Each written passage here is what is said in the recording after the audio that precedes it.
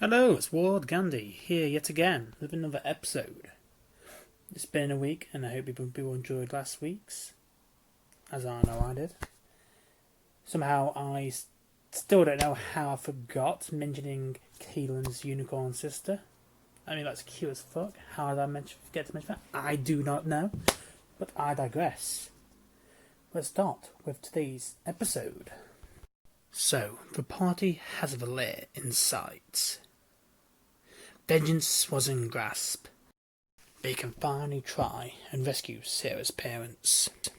With haste, the horse pulled the carriage into the main road into the lair. But like an innocent fly flying into a spider's nest, they've already been caught in the sticky silk of a trap. The party realised it was quiet. Way too quiet, even for the depths of this forest. There should be some sound, some noise. Basic ambience was missing. But milliseconds later, there was a crunch and a crack as the ground below them collapsed. The cart dropped, easily 6 feet, horse with it. There was a sickening crunch and a snap as the horse went limp, rendering the whole party immobile for the time being. Like any hunter worth his own salt, immobilize your prey, then go for the kill. The cart was now in shade, cast by the arrows flying through the air. Arrows landing like hail, peppering the cart. All that was left was a pincushion with arrows instead of pins. Assuming the party was dead or severely wounded, the drow that set up the ambush sent in the first wave to finish them off. They drew the blades, glistening in the god rays of the forest, and they got closer. But Kieran was ready, and she channeled her inner Danny DeVito, and she started blasting. Rainbows blasting through the air, catching the drow off guard, sending them flying with the impact of the eldritch blasts. Soon after the answers sought, they hit the ground. There was then a swishing sound as an axe yeeted into the air, span towards another, decapitating his head. As this was a magical item which Fanadar has had in her inventory for a while but never had a chance to use. It was the Leviathan's Axe. The Leviathan's Axe was an old Celtic magical item, totally not based on the flying sword anyway. Well, of course, yeah, it was flying sword base, and it was based off the Leviathan's Axe from God of War. And man, it was majestic. It did damage while she was working her way out of the pitfall trap. So while she was climbing, the axe was already swinging, and 2 was already dead before she got out. Penom, enraged by his friends being hurt, was a bat of hell. He rushed and climbed straight up without any hesitation, and was crashing into the first drow he could see. Swords drawn, and nothing was staying in his way. Battle kicked off. The first wave of soldiers was keeping them at bay as archers shot from a distance. Banjovi, realising that they could not win this war of attrition and still take out the cult, so started working on the crossbows and the archers. One by one they fell from the trees from Banjovi's wit and uncanny musical talent, as each one of them was shot through their hearts and they was too late. As you give love a bad name. Why did I just do that? Oh god. Banjovi, he sticks in your heart, as he always sang Bon Jovi songs. You just don't forget it. My God, I do miss him sometimes. Some of the drow, in anger, started turning into spiders, trying to use their webs to hold down the party so these others can get successful hits. But they failed. The ground slowly got covered in webs, but not a single member of the party was caught. Now, Bon Jovi was still trying to get out of the hole. He was only around 3 foot, and the cliff face was twice his height. So it was a good climb for him. It wasn't a jump and he eased himself up like Vanadar or Penham. He had to climb. And Bon Jovi was not known for his athletics. So he did what he could from this hole and continued blasting like Caelan. They managed to wither away at the guards and the drow. And a single drow came forward, wearing more ornate armour, all donned in black, because edgelords must be edgy. "Who are you guys? How did you find us? And what are you doing here?" he shouted out to the party. And as the Paladin does, he does Paladin things and shouts out, "We are here to get vengeance on those who you have wronged." I can't remember exactly the words, but I'm seeing what a Paladin would say. But that's what the party generally said. They explained that they are here to take out the cults, as a cult can go wrong. "Ah, that's fine with me," he replied. "I could always do with more sacrifices to our sweet gods." Before they could react, he reappeared behind them, sword already swinging at Penham. Vandar intercepted, shield raised up, blocking the sword just in time. And she swung back as a counteraction. "You will not destroy my cults," he said, angry that the blade cut deep into him. He stepped back, raising his hand forward and casting Helshubluk on Vanadar, flames engulfing her. But she is a chunky boy and has a nice big health ball, so she was okay. So it was now Caitlin's turn. She sat there in the trench, watching the combat go off. You could see the cult leader transforming into a drider, with the ground covered in spider webs, bones and dead spiders. And she knew there was other spiders ready to attack. So it's now time to play a game called What Will the Players Do? So Caelan, like I said, you can see a drider on spider webs, fighting her teammates. Will she A. continue range support using Eldritch Blasts? B. Use one of her limited spell slots to serious damage through multiple choice of spells?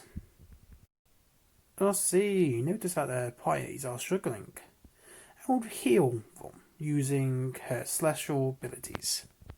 And if you choose A, B, or C, you're wrong. What she did was cast fog, making the whole party blind and cannot see the creature they're fighting, so they are at disadvantage. But the drider was also standing on spider silk, and he can see because he is a drider, and he has dark vision while on webbing. Good choice there, Caelan. Good choice. The cult leader now having not to worry about the damage input, what the party is having on them, he can be more careful and tactical, because they can't see him now. And he started to attack with more haste, you could say. And the damage caused Penham to be stressed, as he was getting hurt. His friends were getting hurt, and nobody likes Penham when his friends are being hurt. Penham enraged, body being soaked in flame, muscles enlarging, blades being doused in fire. He is now the abomination we all love and came to adore. Definitely adore, gets cute later. In his enraged mode, his blows were devastating, cutting the Drider apart, with the wounds being cauterized by the flames. Vanadar, now in the fog, is lost. Can't quite find where the Drider is, but as Penham is enraged, she can just quite make out the flames and guess, fuck, if Penham's enraged, the Drider must be there. Using Penham as a lighthouse, she navigates through the bodies and the attacks coming her way, and gets to the cultist leader. Vandal now thinking, nah mate, you're being smitten. She swings her axe at him, putting multiple levels of smite, thinking, this beast needs to die. And he just survived. Of course, this was a boss. Bosses aren't going down that easily. A few legendary actions later, and the Drider was on his last legs. Literally and figuratively, they cut a few legs off. In this time, Banjubi finally managed to get out of the hole. It was now supporting from a distance, not just shooting at the crossbowers from the trees, because he is now contributing. I joke, he always contributes. But with the party now at full strength, and all focusing on one target, the Drider would not stand for much longer. He may have been skilled and talented, but so was our party, and they'd been through hell. With a clang of a blade, he was disarmed, and then finished off. His body went limp, collapsed to the floor, sending a plume of dust into the air. He was killed. And now, vengeance has been delivered. Time to search the building to try and find Sarah's family, because that's where they could be. We check the bodies for any goods, any clues, any healing potions. Secretly looking for more shrooms, but nothing of use. So they left the bodies behind, and they went towards the cult building. And they had a good look at it, as they did not want to be ambushed for a second time. After their inspection, they could tell the building was cursed by the hands of time. It has aged terribly, walls crumbling, covered in moss, but they could quite make out there was 4 towers and a central building. As they entered, they saw there was one steel gate covering the floor. With a close inspection, they could see that you could look into the dungeon below and see all the prisoners. Sarah was kept outside safely, under close watch as Vanadar and Penham went in. They noticed that there was only one guard, and there was not much of a fight between the two of them, and he was down. On the close inspection, they couldn't find much, any evidence or any potential plans or any association with Zargophax. But they still had the prisoners which need to be rescued. They went through some of the towers on the side and found a few more guards which got smashed. Not wanting to go downstairs just yet. Between Penham and Bernard, they lifted the gate up, allowing Banjobi to climb down on a rope. While down there, Banjobi was looking for any survivor he could. Anyone who was well enough to get out. He eventually broke all the rocks and even found Sarah's parents. He was relieved that they found them.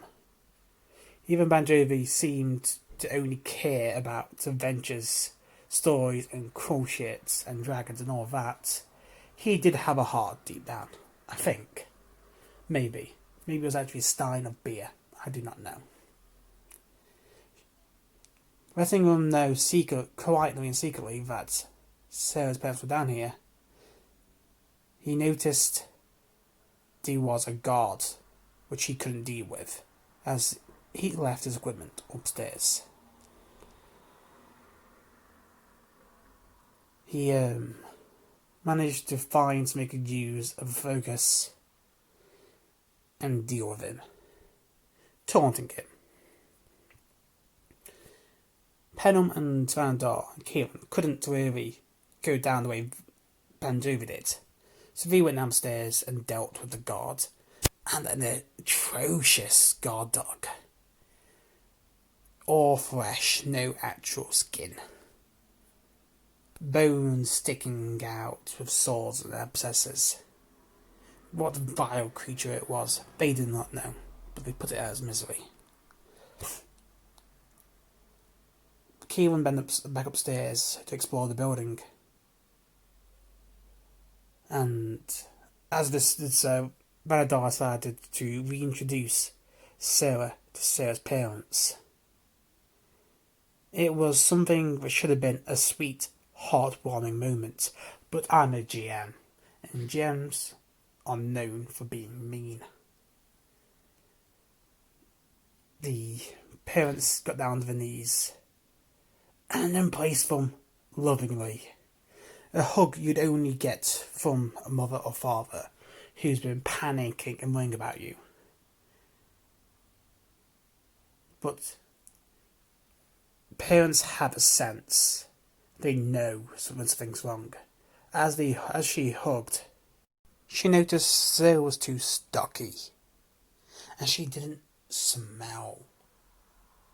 I know how weird that makes sound, but she did not smell like a farm. She stepped back and went, You're not my daughter. Who are you? Sarah just laughed. Well, fuck, you caught me. Pulling out the small dagger Keelan gave to her and plunged it deep into the mother.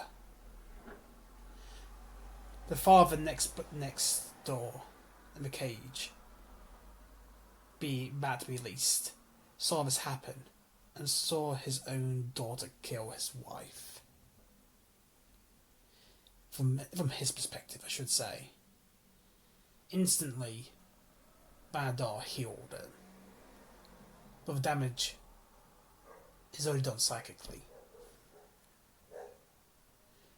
Sending Sarah flying and asking who she is. Sarah Simmons replied, Well, don't you want to know? Well, that's the end of today's episode. I hope people enjoyed. If you didn't, please leave a comment saying why you didn't like it. It helps the algorithm. If you do, leave a comment anyway. All comments are good comments. Please leave a like. And if this is the first time watching the video, what's wrong with you? Go back, watch the others. There's a few more parts out there. And subscribe, as always. I hope your game sessions are long and you quit so plenty. It's been Gandhi. See you next week.